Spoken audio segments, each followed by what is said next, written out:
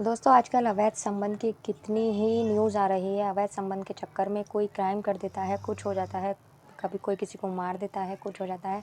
तो ऐसी ही एक घटना मैं आपको बताने वाली हूँ, जो कि एक महिला हवस के चक्कर में इतनी अंधी हो जाती है कि वो इतनी मतलब अपनी हवस पूरी करने के लिए, अपने शरीर की भूख को पूरी करने के लिए वो कुछ ऐसा कदम उठा लेती है, जिसकी आप लोग कल्पना भी नहीं कर सकते। आपसे एक ही रिक्वेस्ट है कि अगर वीडियो अच्छी लगे तो प्लीज़ वीडियो को लाइक कर दीजिएगा, चैनल को भी सब्सक्राइब कर दीजिएगा अगर आप लोग चैनल पर नए हैं तो, जिससे कि मैं आपके लिए ऐसी ही अच्छी वीडियो और भी लाती रहूं। और आप लोग कमेंट करोगे तो आप लोग कहाँ से हो ये भी ज़रूर लिखना। मैं नेक्स्ट वीडियो में आपका शुक्रिया अदा करूँगी। अगली वीडियो में आप सबके नाम लूँगी। तो चलिए वीडियो शुरू करते हैं। दोस्तों दरअसल ये घटना उत्तर प्रदेश के आगरा की है, जहाँ एक लड़का जिसका नाम करण है वो रहा करता था, जिसकी करीबन उम्र 22-23 साल थी। अब जब शादी लायक वो हो जाता है तो उसकी शादी करता है वो एक नीलम नाम की लड़की से। अब उसकी शादी हो जाती है, नीलम दुल्हन बनकर उसके घर आ जाती है। आने के बाद बहुत प्यार से दोनों रहने लगते हैं।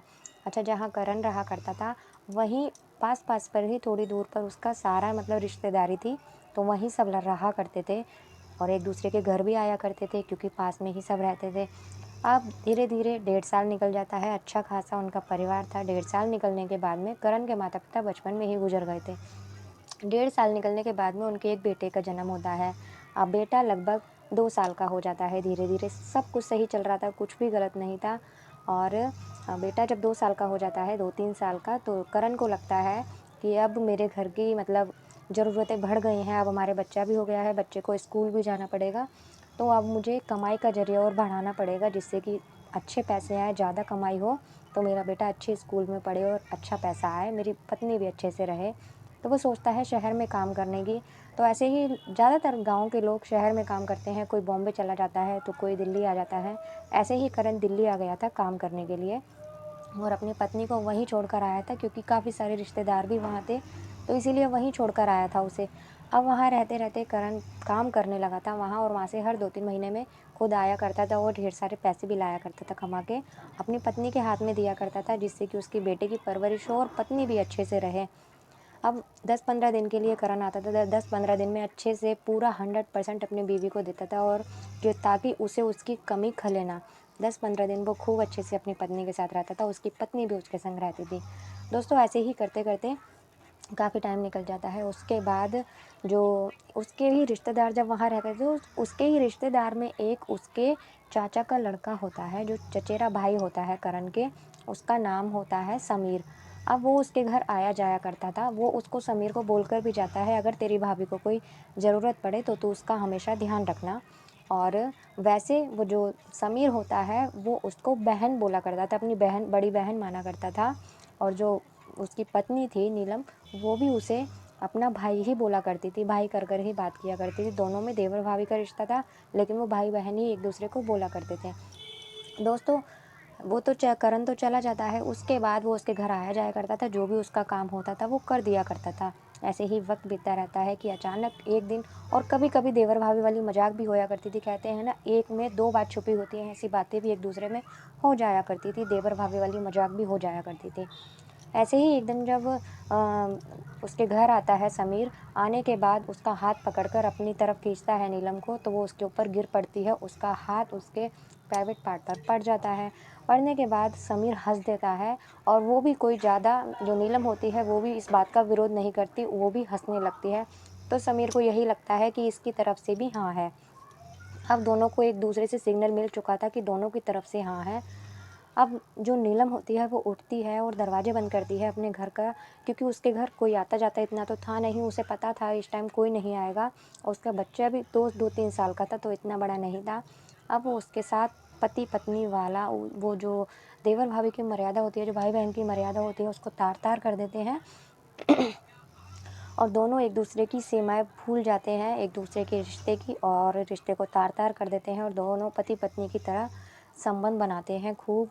अब जो समीर होता है वो इतना बड़ा नहीं था, उससे बहुत छोटा था, और लगभग वो 19-20 साल का था, तो उसका पूरा सपोर्ट करती है वो, मतलब जिस चीज़ को मतलब उसे नहीं अनजान था, वो उस चीज़ को पूरा वही करती है नीलम।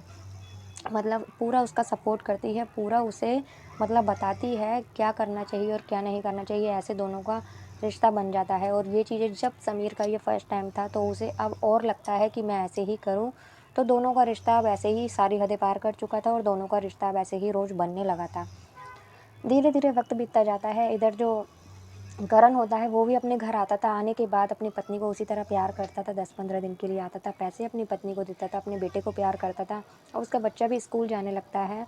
वो यही सोचता था मेरी पत्नी को ना पैसों की दिक्कत हो, ना मेरे प्यार की कमी उसको खले, इसलिए वो 100% अपनी पत्नी को प्यार करता था। जबकि दिखावा वो भी ऐसे ही करती थी जैसे वो अभी भी ऐसे प्यार करती है, लेकिन उसे तो इस चीज़ की कमी थी ही नहीं, क्योंकि जो उसका देवर था समीर वो उसकी ज़रूरतों को पूरी कर रहा था। ऐसे ही वक्त बीतता है। अब धीरे धीरे रिश्तेदारों को, मोहल्ले पास पड़ोस वालों को ये बातें पता लगने लगती है, लेकिन वो लोग रिश्तेदार थे इसीलिए वो लोग आपस में ये भी सोचते हैं कि हम लोगों को क्या करना, हम लोग कहेंगे भी तो हम ही बुरे बन जाएंगे, इसलिए कोई किसी को नहीं बोलता है।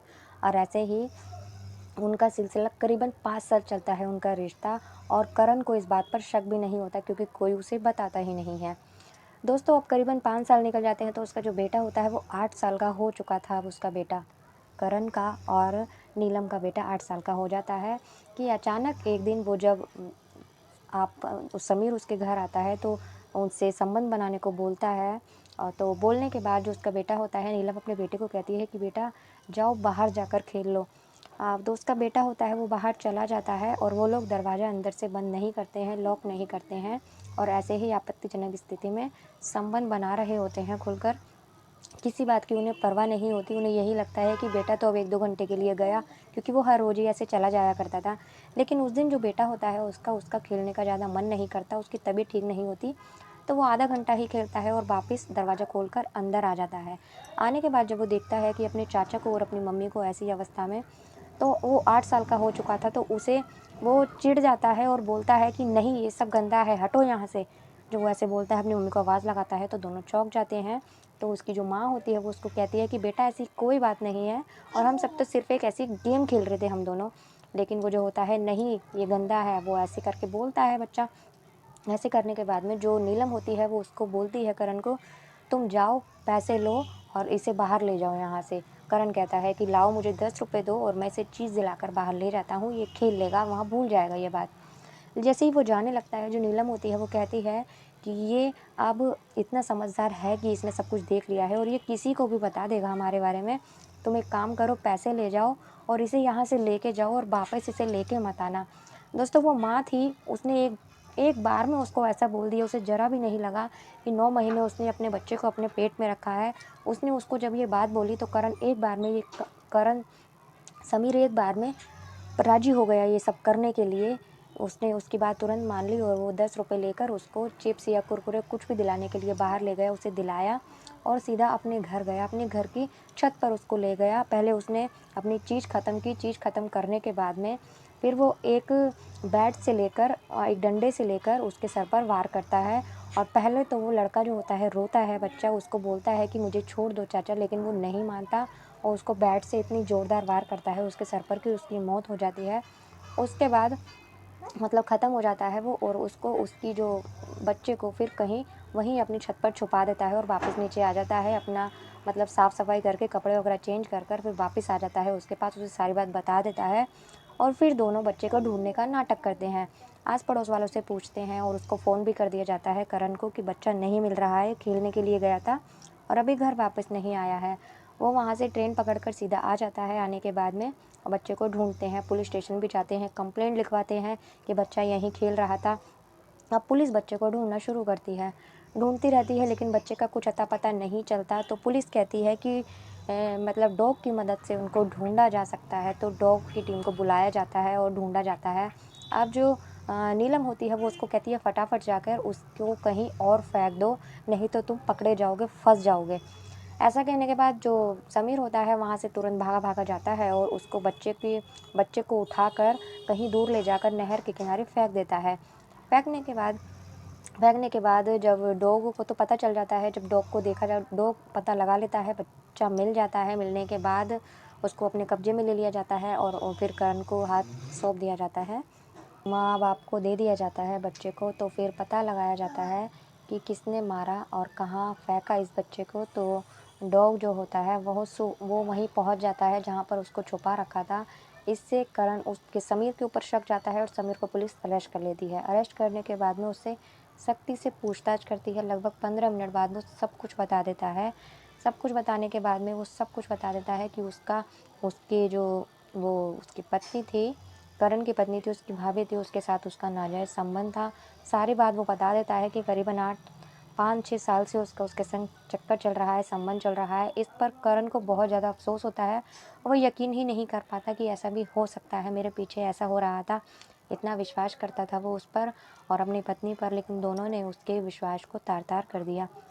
दोस्तों, उसको अरेस्ट कर लिया जाता है समीर को और उसको सज़ा भी होती है और उसके बाद वो भी अपनी पत्नी को छोड़ देता है और उसके बाद उसकी पत्नी कहीं की नहीं रहती, ना ही अपने घर की रहती है और ना ही मायके की रहती है।